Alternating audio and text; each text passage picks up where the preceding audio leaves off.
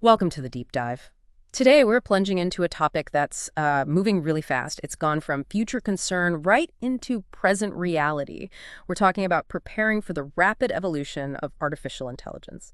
And look, this isn't about being scared of AI. It's more about understanding how to thrive alongside it, how to become more adaptable, more effective, whatever comes next. Exactly. And to help us navigate this pretty critical landscape, we're actually leaning on some really invaluable insights from our own research here at TAO.ai. We have this comprehensive piece. It's called AI Preparedness, Cultivating Resilience in the Age of Intelligence. Okay. Think of it like your strategic guide, your essential toolkit for navigating this whole AI era proactively. Right. So, our mission for you listening is really clear. We're going to boil down the most important bits from this material. We want to help you get those practical insights, those sort of aha moments, so you walk away really knowing what AI readiness actually looks like for you right now. Okay, let's kick things off with a core idea. It might feel a bit unsettling, but it's crucial. AI change isn't some gentle tide coming in. It's more like an avalanche. It's not gradual. The piece opens with this quote, and it really hits home. AI won't steal your job. Right. But someone using AI will. So when you talk about this AI avalanche, what does that exponential change actually look like for someone just sitting at their desk? Well, it's fascinating, isn't it? Because our brains, they're wired for slow, linear change. We expect tomorrow to be pretty much like today. Sure. But AI improvements, they're exponential. So yeah, think less rising tide, more dam breaking. We saw this play out before, right? Kodak invented digital photography, but just couldn't adapt fast enough. Oh, yeah. Kodak. And Blockbuster. Blockbuster. Famously missed the boat on Netflix. Their failure wasn't really a lack of ideas. It was the speed of adoption they couldn't handle. And here's the key thing we emphasize. AI isn't coming for whole jobs, necessarily. It's coming for specific tasks within those jobs. Tasks, right, which make up the jobs. Exactly. Tasks are what jobs are made of. And the thing is, you say this AI avalanche is already rolling. We don't need some super intelligent AGI for disruption to be happening right now. Not at all. It's already here. You see chatbots scheduling interviews, right? LLMs, those large language models, drafting emails, marketing copy. Yeah, even AI co-pilots helping analysts spot patterns faster than humans can. Precisely. So even if your specific company hasn't jumped in feet first, chances are your competitors have. Yeah. Or your vendors, or your customers. The ground is shifting even if you don't feel the tremor directly under your feet yet. Okay, so it's happening. Which is why our research at TAO.ai really pushes what we call the worker mindset. Worker, okay, what's that? It's not about suddenly becoming a tech guru overnight. It's really about cultivating adaptive curiosity. Think of a worker as that proactive person in the team, fluent in AI basics, adapting their own work, but also helping their peers navigate the shift. Guiding others, okay. Yeah. We encourage you, the listener, to ask yourself some key questions like, what's the most repetitive part of my job? Or, if this bit got automated, where could I actually deliver more value? Good questions. And maybe the most important one, which part of my work should I teach an AI, and which part should I double down on as uniquely human? The worker is the one reading the snowpack, changing their path and helping others do the same. So how do you know if you're actually on that slope already? What are those real-world signals someone listening might spot? Good question. Look for AI pilots popping up in operational roles. Think logistics, maybe law, HR, or tasks like data entry, or, writing basic templates or first-pass design. Are those becoming AI augmented in your field? Okay, so look for those initial deployments. Yeah, and here's a big one. Promotions. Are they increasingly going to the people who figure out how to automate parts of their own workload and then, crucially, mentor others on how to do it? Ah, interesting. The automators and mentors. Exactly. If you're pretty much doing today what you did 3 years ago without really thinking about AI's impact, well, you might be standing on some unstable snowpack. Okay, so time to build a snow shelter, as you put it. What are the actionable steps our research suggests? All right, 4 key things. First, task audit. Just list your weekly tasks. Mark which could be automated, maybe augmented, or completely reimagined with AI. Simple enough. Second, shadow AI tools. Try them out. Not just to see if they work, but notice where they stumble. Where do they actually shine? Look for the patterns. Understand their strengths and weaknesses. Third, create a peer skill pod. Find 2 or 3 colleagues, Get together maybe once a month. Explore new tools, share what worked, what failed miserably. Yeah, learn together, safety in numbers. Totally. And finally, embrace being an AI translator. Look, not everyone needs to be a prompt engineer, right? But every team will need someone who can bridge the gap between the humans and the machines, explain things. Makes sense. So it all kind of boils down to the thought you shared. Your job isn't to outrun the avalanche. Right. It's to learn the mountain, understand the terrain, #tag no regret actions for workers and teams. Start where you are. Okay, shifting from the avalanche idea, let's talk about something super practical. No regret moves. I love that Eisenhower quote you used. Plans are useless, but planning is indispensable. Exactly. These are like simple, proactive things you can do that pay off no matter how AI evolves. The duct tape and flashlight of the AI age, you call them, always useful. Spot on. At TAO.ai, we see these no-regret moves as crucial investments. It could be skills, habits, tools, even cultural shifts. Yeah. Anything that fosters agility and learning. They create this sort of psychological buffer against disruption. They help reduce anxiety because you're being proactive, right? You replace that feeling of helplessness with small wins. Yeah. You turn resistance into curiosity. It's like emotional PPE. Emotional PPE, I like that. And what's maybe surprising is that one of the most powerful moves isn't about doing more, it's actually about unlearning. Unlearning, how so? Well, we often advise teams, map out your 5 most sacred, like we've always done it this way, processes. Then ask point blank, could AI make this obsolete in 6 months? Oh, provocative. Yeah. And if so, how do we intentionally start dismantling it now and rebuilding something better? It's about proactive creative destruction rather than waiting for it to crumble. Wow, okay. Proactive unlearning. So let's get specific. What are some of these no-regret moves for us as individual workers? First up, you say, learn the language of AI. You don't need a PhD, just working literacy. What's a model? Parameter. Hallucination. What's a prompt? Can you explain it simply? And it's not just about sounding smart, right? It's about avoiding actual costly mistakes. A model is basically the AI's trained brain. A parameter is like one of the millions of tiny dials shaping its decisions. And a hallucination, that's just when the AI confidently makes stuff up. Right. It sounds convincing, but it's wrong. Totally wrong. I actually saw a sales team once base a huge pitch on AI-generated fiction because they misunderstood hallucination. So yeah, even a basic grasp saves you real trouble. Next, we suggest choosing one adjacent skill to explore. Just one. Okay, like what? Well, if you're in marketing, maybe try prompt engineering for better copy, or look into AI-driven customer segmentation. Finance. Maybe dive into anomaly detection tools. HR. Explore AI for resume parsing or even drafting performance review summaries. So find something close to what you already do. Exactly. Treat learning like hydration, we say. Do it regularly, small sips, not massive gulps, once a year. I really like the idea you mentioned about building a learning pod. What does that actually look like? Oh, it's super simple. Invite 2 or 3 colleagues. Start an AI hour once a month. Seriously, that's it. One person demos a new tool they tried. Someone else shares an experiment. Maybe it failed, that's okay. Another person brings an ethical question AI raised for them. So builds that shared knowledge and maybe makes it less scary. Precisely. Builds intelligence and morale. And the last one for workers. Create a personal AI use case map. Just think through your workday. What drains your energy? What's super repetitive? What's just plain boring? Okay. Then ask, could AI eliminate this? Or speed it up? Or maybe elevate it? Let me do the more interesting part. Just writing this down starts to shift your mindset. You go from feeling like a victim of change to being a designer of your future work. Right, taking control. Now, what about teams and organizations? What are the no-regret moves there? For teams, the first big one is normalize iteration. Just declare upfront that the first AI tool you roll out is version 1. Make it clear changes are expected, even welcome. So learning velocity over perfection. Exactly. Teams that iterate, learn faster, teach each other better, then launch safe-to-fail pilots, low-stakes experiments, use AI to summarize meeting notes maybe, or try AI-assisted drafting for internal memos. Explore AI analytics for team retrospectives.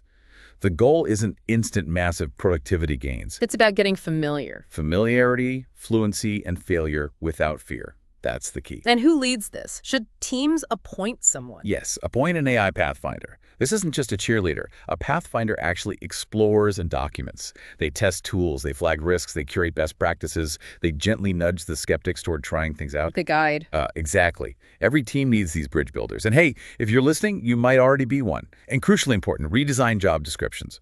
Focus on judgment, not just tasks. How do you mean? As AI takes over more routine stuff, roles have to elevate. So instead of entering data, the job becomes interpreting trends. Instead of writing first drafts, it's crafting strategy and voice. Teams that rethink roles this way start seeing AI as an amplifier for human judgment. That makes a lot of sense. So when you're thinking about your next move, your team at TAO.ai recommends this three-circle no-regret model. Right. Yeah, it's a simple visual. Draw 3 overlapping circles.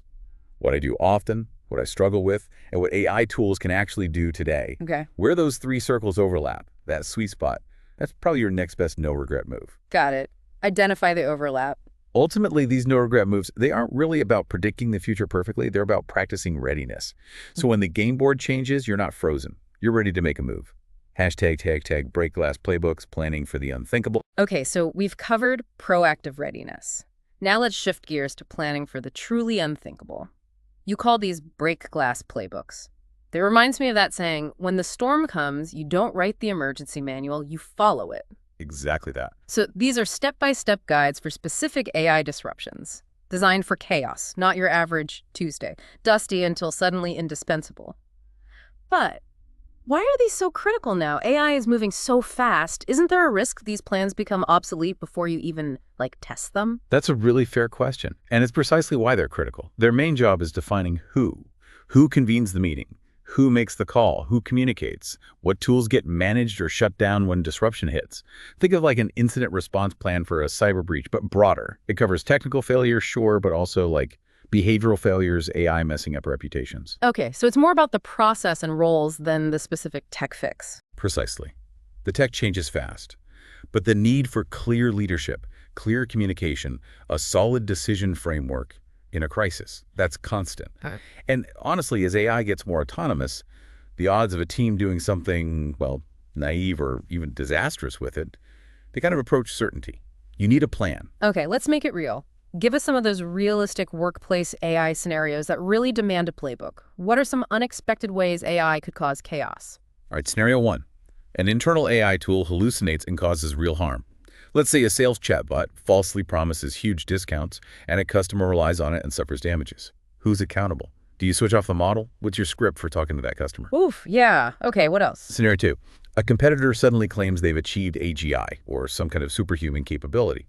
Now, whether you believe them or not, doesn't matter initially. Investors, regulators, the media, they'll react instantly. Your own team might feel threatened or panicked. How do you communicate calmly? Do you accelerate your own AI R&D, or maybe double down on proving your ethical approach? That's a tricky one. Morale could plummet. Absolutely.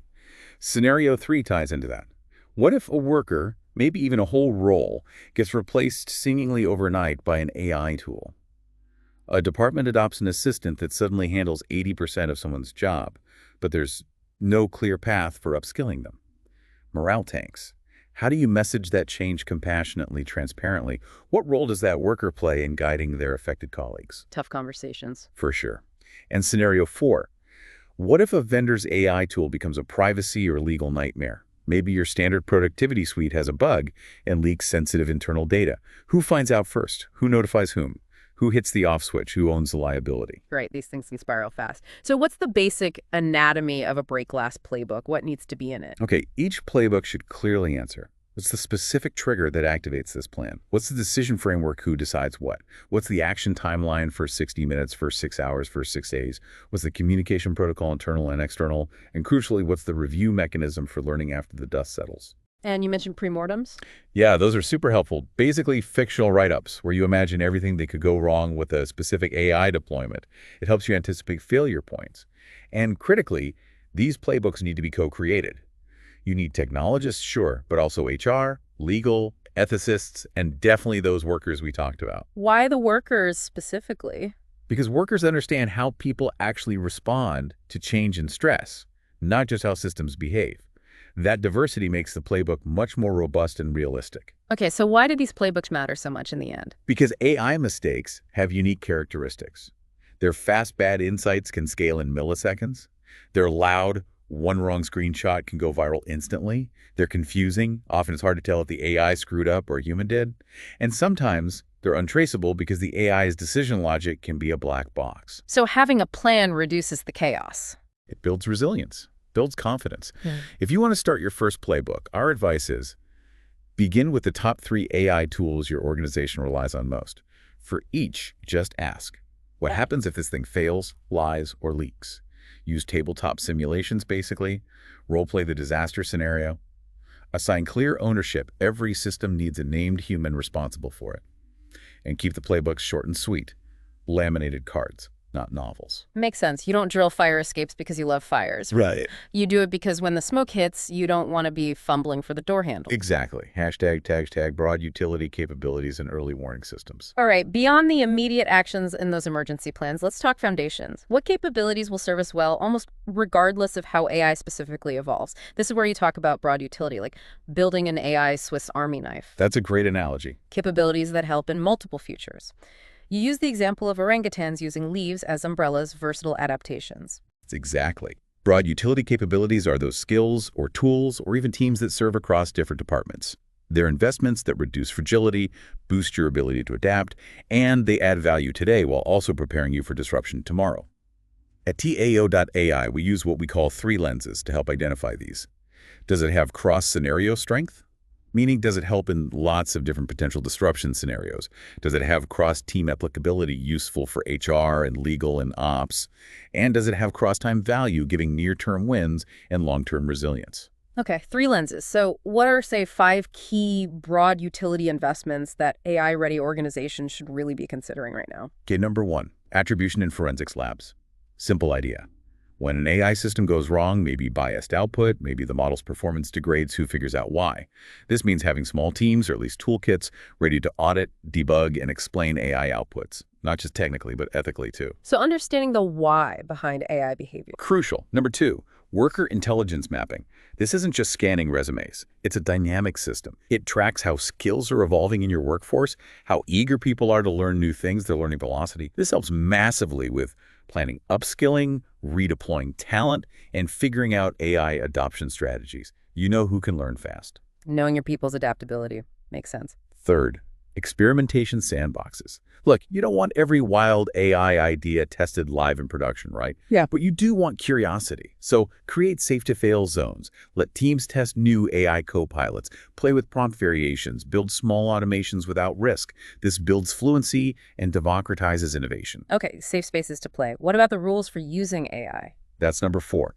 AI guardrail frameworks. You need policies that can actually grow and adapt with the tech. What's acceptable use? What needs escalation? What are the absolute ethical red lines? Create reusable checklists, governance rubrics for any AI system you build or buy. This prepares you for compliance, builds customer trust, and empowers employees. Right, clear rules of the road. And number 5? Internal AI literacy media. Start your own internal knowledge series about AI. Could be short micro videos, an internal podcast feed, maybe ask an engineer, virtual town halls. The specific medium matters less than the core message. This AI stuff is for all of us. It informs, it unifies the organization, it calms fears. A literate workforce becomes a responsible one. And the worker heroes, what's their role in building these capabilities? Oh, they're key. Workers aren't waiting for top-down permission. They're the ones starting those small sandbox experiments. They're mentoring their peers on how to use a new tool. They act as the connective tissue between the complex AI systems and essential human wisdom. They're not just learning AI, they're teaching the whole organization how to grow through it. Got it. So beyond building these capabilities, you also talk about needing early warning systems, sensing trouble before the slide happens. You use that analogy of the Yellowstone elk adapting when wolves returned. Yeah, they became more aware, they recalibrated their behavior before a total collapse. That proactive sensing is vital with AI. Why specifically with AI? Because AI mistakes often scale incredibly fast, but they can start silently. We identified 4 main types of AI-related early warnings to look out for. First, behavioral drift. Are employees suddenly using unauthorized AI tools? Or maybe worse, have they stopped questioning AI outputs altogether? That signals maybe the tools aren't right or the culture discourages healthy skepticism. Okay, watch how people are actually using it. Second, ethical gray zones. Is AI producing biased outputs that nobody's flagging? Is marketing using LLMs to write authentic testimonials? This might mean your ethics policies are unclear, unknown, or just plain unenforced. Potential ethical breaches. Third, capability gaps. Commanders actually explain why an AI recommended a certain decision? Are teams excited about AI but feel unable to build with it because they're scared or lack skills? This signals your upskilling efforts aren't keeping pace with the tech. The skills aren't matching the ambition. Right. And fourth, operational fragility. Does a key AI vendor update their model and suddenly your internal workflows break? Does an AI hallucination accidentally make it into a public-facing document? This signals you haven't mapped your dependencies well or your governance is too reactive. Okay, so those are the warnings. How do we build strategic readiness to actually respond when we see them? Well, first, create those AI incident response playbooks we talked about, and this is key, test them regularly. Establish tiered alert levels. Green means just monitor, yellow means investigate, orange means escalate, red might mean public action is needed. Build internal whistleblower safe zones, places where staff feel genuinely safe raising concerns about AI without fear of reprisal. Psychological safety is crucial there. Absolutely. And develop human AI audit logs. Yeah. Don't just log what the model did. Track how humans interacted with it, reviewed it, overrode it. That context is vital. And again, the worker is central to early warning. They are the sensors in the organization's nervous system. They spot the weak signals first. They speak up when AI oversteps. They help colleagues make sense of the uncertainty. They drive this shift from just monitoring problems to truly sensing and anticipating change. So it's about listening better. Exactly. The organizations that thrive won't necessarily be the most high-tech. They'll be the ones that notice the water temperature rising and adjusted before it reached a boil. Back in Yellowstone, the wolves didn't destroy the ecosystem. They reminded it how to listen again. We need to build workplaces that really listen. Hashtag outro. Wow, okay. That was a truly deep dive. It really pulls together that core philosophy we believe in here at TAO.ai, doesn't it? That the AI era, it won't be won by the fastest adopters. No, it'll be won by the wisest integrators. It's all about intentional, thoughtful, proactive integration. Wise integration. I like that. Yeah. And maybe let us leave you, the listener, with this final analogy from our work. Yeah. It's about mindset. Prepare like a farmer, not a firefighter. Okay, unpack that. Farmer versus firefighter. Well, the temptation is strong to become an AI firefighter, right? Constantly reacting to every little algorithm glitch, every unexpected output, every competitive move. But firefighting, it's purely reactive. It's exhausting. It's ultimately unsustainable.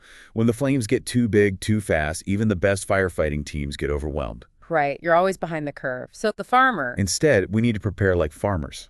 Farmers don't control the weather, do they? But they learn to read the sky. They don't predict every single storm perfectly, but they plant with intention. They invest time in building healthy soil. They nurture relationships within their community. They understand that resilience isn't something you magically create at harvest time. It's built slowly, day by day. Exactly. It's nurtured through those daily choices, those quiet preparations, tending the ground long before the seeds sprout. So be farmers in this age of intelligence. That's the call to action. Let's sow curiosity. Let's water collaboration. Let's prune away the old processes that just don't serve us anymore in this new environment. Let's rotate our skills like crops. Tend to our teams like fields. Build systems, human and technical, that are designed to grow, even through disruption, maybe because of disruption. Because ultimately, AI isn't going to reward those who just panic the best when things get crazy. No, it will elevate those who cultivate wisely, adapt patiently, and figure out how to harvest the benefits together. A powerful thought to end on. The future belongs to those who prepare not just for change, but for renewal. So